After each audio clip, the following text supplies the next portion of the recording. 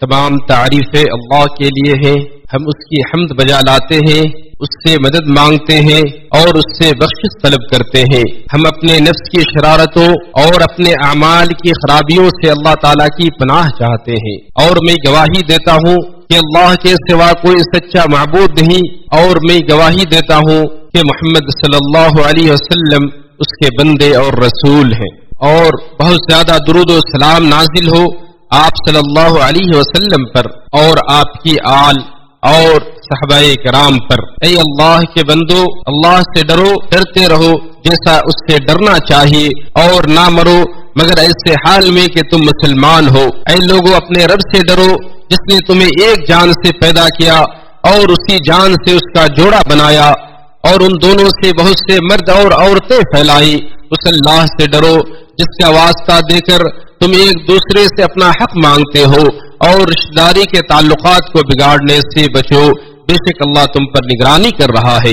اے ایمان والو، اللہ سے ڈرو اور ٹھیک بات کیا کرو تاکہ وہ تمہارے اعمال کو درست کرے اور تمہارے گناہ کو معاف کر دے، اور جس نے اللہ اور اس کے رسول کا کہنا مانا سو اس نے بڑی کامیابی حاصل کی۔ حمد و صلات کے بعد بے شک سب سے بہترین کتاب اللہ کی کتاب ہے، اور سب سے بہترین راستہ محمد صلی اللہ علیہ وسلم کا راستہ ہے۔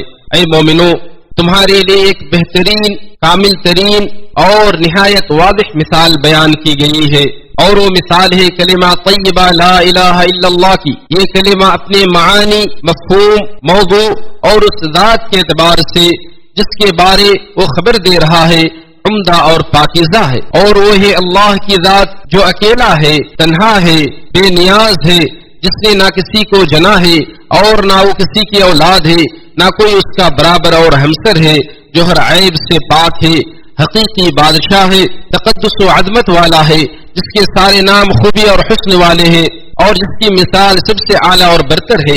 یہ کلمہ خود بھی پاکیزہ ہے، اور جس دل میں اس کا اعتقاد ہو اس کو بھی شرک، کفر، نفاق اور برے اخلاق سے پاک کر دیتا ہے۔ نہ کوئی اس سے بہتر اور پاکیزہ کلمہ ہے، اور نہ کوئی اس سے زیادہ طاقتور اور زبردست ہے، اور نہ کوئی اس سے زیادہ کامل اور افضل ہے، اور نہ کوئی اس سے زیادہ مقدس اور معظم ہے۔ ارشاد باری تعالی ہے، سو اے نبی آپ یقین کر لیں کہ اللہ کے سوا کوئی معبود نہیں، اور اپنے گناہوں کی بخشش مانگا کرے۔ بس نہ اس کلمہ کے معنی کی تہ تک پہنچا جا سکتا ہے، اور نہ اس کے علوم کا احاطہ کیا جا سکتا ہے۔ بس یہ پاکیزہ، بلند و بالا اور ہمیشہ باقی رہنے والا کلمہ ہے۔ ایک کلمہ تقویٰ و اخلاص ہے، اس سے زیادہ افضل اور اعلیٰ کلمہ کوئی نہیں ہے۔ یہ کلمہ اللہ کے یہاں بڑی شان و مرتبت والا ہے۔ جو شخص یہ کلمہ صدق دل سے کہتا ہے وہ جنت میں داخل ہوگا، اور جو شخص صدق دل سے نہیں کہتا اس کی بھی جان و مال دونوں اس دنیا میں محفوظ ہو جاتے ہیں۔ یہ وہ کلمہ ہے جس کی عظمت اور عفت کا مقابلہ آسمان و زمین بھی نہیں کر سکتے۔ اللہ نے اس کی مثال اس کھجور کے درخت سے دی ہے جس کی جڑیں زمین کے اندر مضبوط ہو اور اس کی شاخیں اوپر کی جانب پھیلی ہوئی ہو۔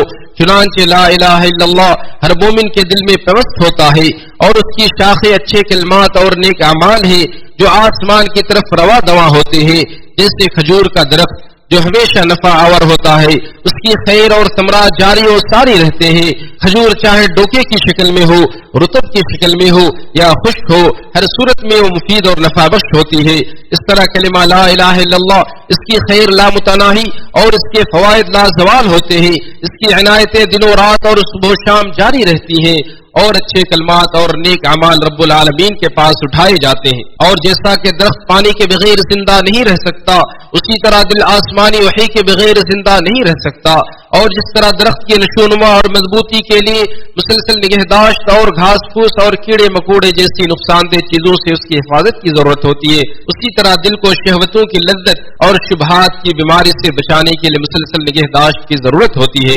ارشاد باری تعالی ہے، تم ان لوگوں کے مانند ہو جو تم سے پہلے تھے، وہ لوگ تم سے زیادہ قوی اور زیادہ مال و اولاد والے تھے، انہوں نے اپنے حصے کی دنیاوی نعمتوں سے فائدہ اٹھایا تو تم نے بھی اپنے حصے سے فائدہ اٹھایا، اور جس طرح ان لوگوں نے اپنے حصے سے فائدہ اٹھایا جو تم سے پہلے تھے، اور تم نے بھی قرآن، اسلام اور نبی پر نکتہ چینی کی جیسا کہ انہوں نے کی تھی، ان کے اعمال دنیا اور آخرت میں برباد ہو گئے، اور وہی لوگ خائب و خاسر ہیں۔ اور اللہ کے نبی صلی اللہ علیہ وسلم نے فرمایا، اپنے ایمان کی تجدید کرتے رہو اور آپ سے کہا گیا کہ اللہ کے رسول ہم اپنے ایمان کی تجدید کیسے کریں؟ تو آپ نے فرمایا کثرت سے لا الہ الا اللہ کہا کرو۔ اور ارشاد باری تعالی ہے کہ آپ نے دیکھا نہیں کہ اللہ نے کلمہ طیبہ کی کیسی مثال دی ہے؟ وہ اس عمدہ درخت کے مانند ہے جس کی جڑ زمین میں مضبوط ہو اور جس کی شاخ آسمان میں ہو۔ اللہ تعالی ہمارے اور آپ کے لیے قرآن کریم کو بابرکت بنائے اور اس کی آیتوں اور حکیمانہ نصیحتوں کو مفید بنائے۔ میں یہیں سے اپنی بات ختم کرتے ہوئے اپنے لیے اور آپ کے لیے اللہ تعالیٰ سے مغفرت طلب کرتا ہوں۔ آپ بھی اس سے مغفرت طلب کریں، یقیناً وہ بخشنے والا اور بڑا رحم کرنے والا ہے۔ تمام تعریف اللہ کے لیے ہے، ایسی تعریف جو بہت اعلیٰ اور برکت والی ہے، جیسا کہ ہمارا رب چاہتا اور پسند کرتا ہے۔ اور درود و سلام نازل ہو سب سے بہتر مخلوق محمد صلی اللہ علیہ وسلم پر۔ اے ایمان والو، اللہ سے ڈرو اور سچوں کے ساتھ رہو۔ اور خوشخبری ہے اس شخص کے لیے جس کے نیک اعمال اور اقوال زیادہ ہو اور وہ مسلسل میں لگا رہے اور ہر وقت اللہ اور اس کے رسول کے حقوق ادا کرتا رہے، بس اس کی اچھی باتیں اللہ تک پہنچتی ہے۔ اور جو نیک اعمال وہ دن و رات علانیہ اور خاموشی سے انجام دیتا ہے وہ رب کے پاس اٹھائے جاتے ہیں اور انہی کے ذریعے فرشتوں کے درمیان اس کا تذکرہ ہوتا ہے اور اللہ عز و جل اس کی تعریف کرتا ہے اور فرشتوں کے سامنے اس پر فخر کرتا ہے۔ چنانچہ وہ رحمان کی خوشنودی سے سرفراز ہوتا ہے اور اس کی بہترین باتیں اور نیک اعمال نیکوکاروں کے رجسٹر میں درج کیے جاتے ہیں۔ ارشاد باری تعالی ہے ہرگز نہیں، بے شک نیک لوگوں کا نام اعمال علیین میں ہوگا۔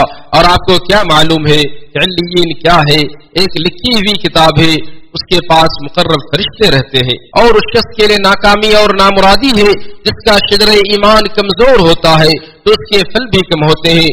چنانچہ اس کے پاس عمدہ کلام اور نیک اعمال نہ کے برابر ہوتے ہیں، کیونکہ اس نے آخرت پر دنیا میں زندگی کو ترجیح دی اور اپنا عزم و حوصلہ دنیا کے چند ٹکڑوں کو جمع کرنے میں لگا دیا اور اپنی عقل اور ذہنی توانائیاں مال کو بڑھانے میں کھپا دی۔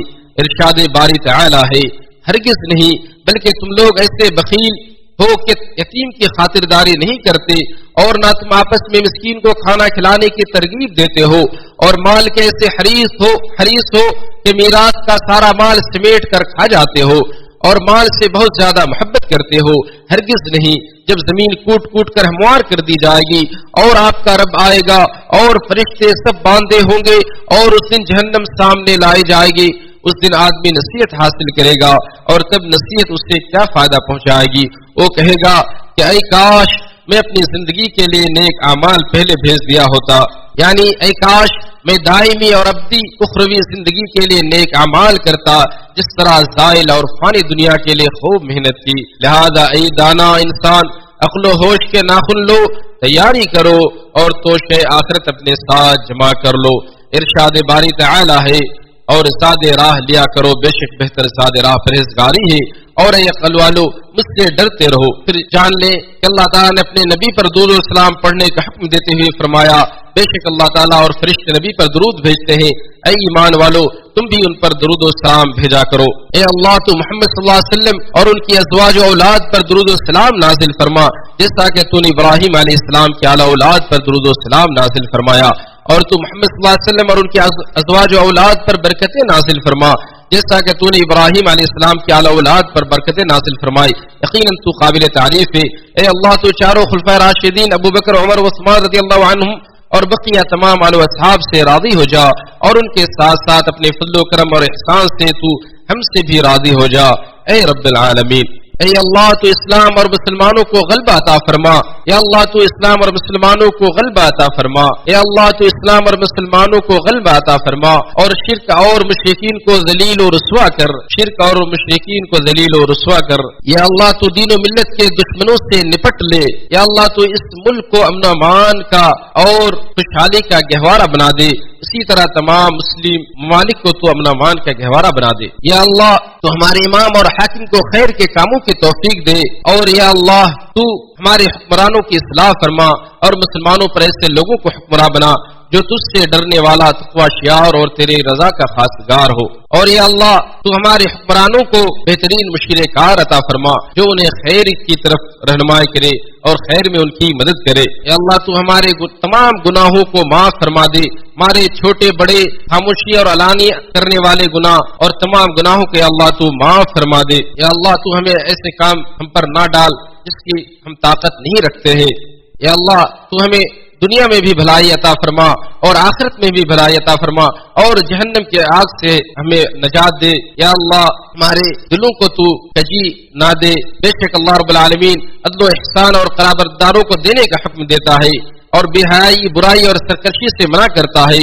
وہ تمہیں نصیحت کرتا ہے تاکہ تم نصیحت حاصل کرو. تم اللہ کو یاد کرو، وہ تمہیں یاد کرے گا. اس کی نعمتوں پر شکر گزاری کرو، وہ تمہیں مزید عطا فرمائے گا. اور اللہ کا ذکر سب سے بڑا ہے اور اللہ جانتا ہے جو کچھ تم کرتے ہو.